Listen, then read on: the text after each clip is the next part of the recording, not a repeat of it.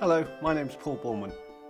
I'm an executive coach to some of the most senior people in the world and a business psychologist. In this online program, I'll share with you some of the common issues that my clients bring to me and the advice that I give them to help overcome these issues.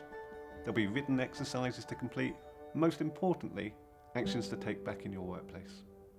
So very often my clients come to me knowing exactly what they want to do, knowing exactly what they should be doing, but somehow or other they can't bring themselves to do it.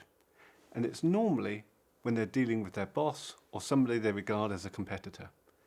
They know exactly how they should work with that person in order to have a productive relationship. They know that they maybe should listen more, be more sympathetic, but they can't quite bring themselves to adapt. They say things like, well, why should I be the one that makes all the effort? He's the one who's paid all the big bucks. Or, they never do anything for me. Why am I the one twisting myself out of shape in order to have a good relationship? They find it really, really hard to get over their own feelings about that person and the way they should behave, and so they don't change their own behaviour as a consequence. For many years, I worked in a firm of psychologists. Every one of them spent hours a day patiently listening to clients. They did so with great empathy, great sensitivity. But for some reason, the moment they left the client and started talking to their colleagues, some of them would become demanding, dictatorial, aggressive. See, these people clearly had great listening skills because they were using them with their clients all the time. They just chose not to use them with their colleagues, who they often viewed as competitors. Nearly everyone I work with already has all the skills that they need to be a good influencer of others. But for some reason, they don't use those skills with certain categories of people. If we can learn to recategorize people, it's much easier to change our behavior. The first part of this technique is for you to think of a group of people with whom you deal the most sensitively and with the most skill.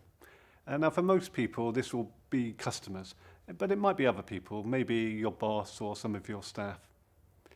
Rarely will it be people's peers. Once you've done this, now think about the people with whom you find it hardest to deal with, the ones you lose your cool with. People who just wind you up.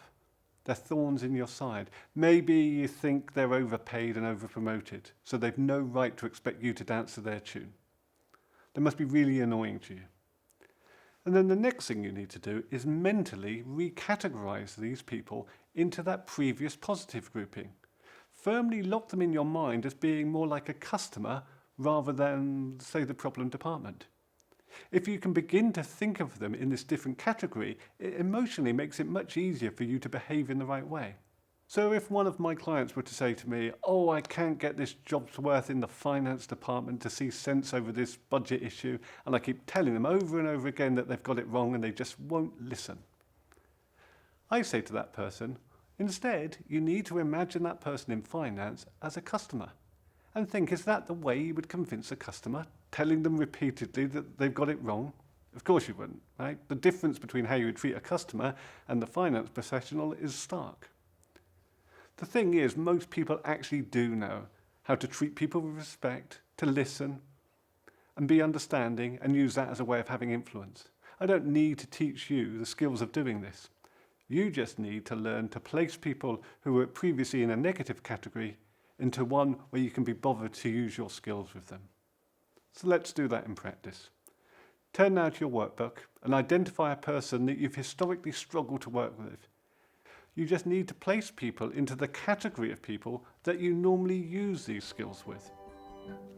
If you turn to the worksheet, you'll see that there's a space for you to identify a person that you've historically struggled to work with and planning to put them in a different category. Try this out over the coming few days and see how this reclassification works to improve the relationship.